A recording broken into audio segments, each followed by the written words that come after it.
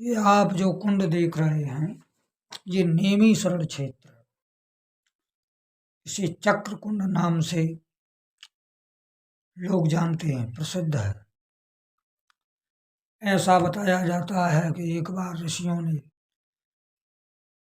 ब्रह्मा जी से विनय की कि हे विधाता, मुझे शांति प्राप्त होने का स्थान बताइए। तब ब्रह्मा जी ने अपने मनोमय चक्र को छोड़ा और कहा, हे ऋषियों, यह चक्र जहाँ रुक जाए वहीं शांति प्राप्त होने का स्थान है। वह चक्र चलता हुआ उसी जगह पर आके गिरा जहाँ यह कुंड है और पृथ्वी में नीचे की तरफ धंसने लगा। उसकी पैनी धार होने से नेमी मानी धार, जहाँ उसकी धार लगी उसी क्षेत्र का नाम नेमी शरण हुआ। वह पृथ्वी को काटता हुआ रसातल की तरफ जाने लगा। 7 तल उसने काट दिए। तब ऋषियों ने ब्रह्मा जी से कहा, हे चतुरानन, यह आपका चक्र तो सारे तलों को काटता हुआ रसातल में जाकर सबका विनष्ट करने वाला है। तब ब्रह्मा जी ने भगवान श्री कृष्ण का ध्यान किया और भगवान श्री कृष्ण की कृपा से वह चक्र 7वें तल पर रुक गया। इसलिए ऋषियों का वह निवास स्थान हुआ जहाँ शांति प्राप्त होती है। वहीं पर बैठकर 88,000 सोनक ऋषियों ने भगवान सुखदेव के शिष्य सूत जी के द्वारा श्रीमद् भागवत कथा का पान किया है। इसलिए लोग आज भी वहां जाकर अपने पुरोहित से श्रीमद् भागवत कथा का पान करते हैं और जीवन का लाभ उठाते हैं। वहीं बताया जाता है कि दधीच महाराज ने तपस्या की थी और देवताओं को अपना शरीर दान किया था। इसलिए वहां फागुन के महीने में शिवरात्रि से दधीच परिक्रमा लगता है, जहाँ लाखों संख्या में लोग उस दधीच परिक्रमा को करके अपने जीवन को सफल करते हैं।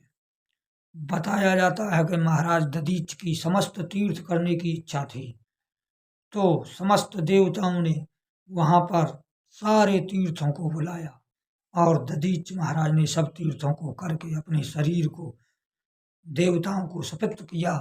उनके शरीर को गायों ने अपनी जिह्वा से चाट के नष्ट कर दिया और उन्हीं की हड्डियों से अस्त्र बने जिनसे देवताओं की विजय हुई।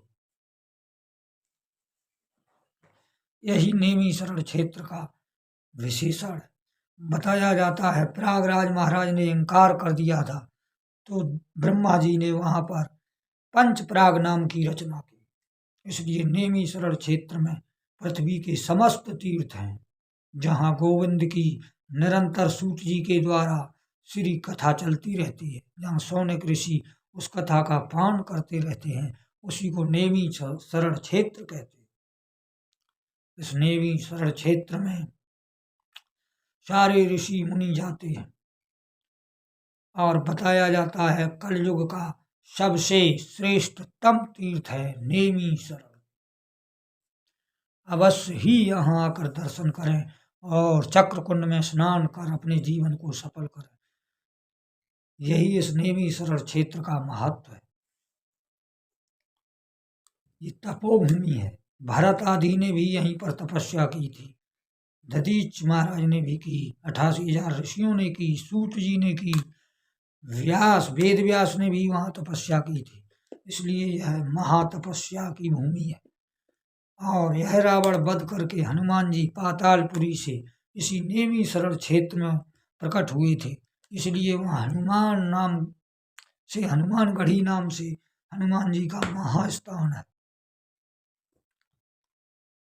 यह नेमी शरण क्षेत्र सब तीर्थों का एक महा हिस्सा है, जिसमें लोग जाकर अपने जीवन को कृतार्थ करते हैं।